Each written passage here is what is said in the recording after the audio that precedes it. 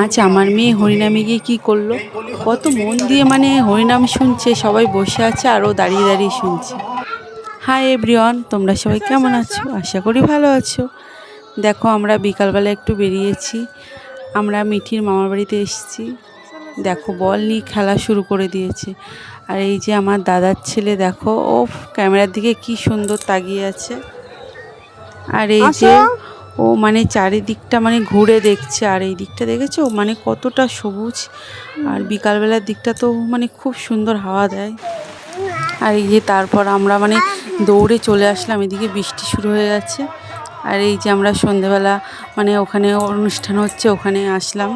দেখো আমার মেয়ে, দেখো মানে কীভাবে আসছে ও দিদুনের হাত ধরে।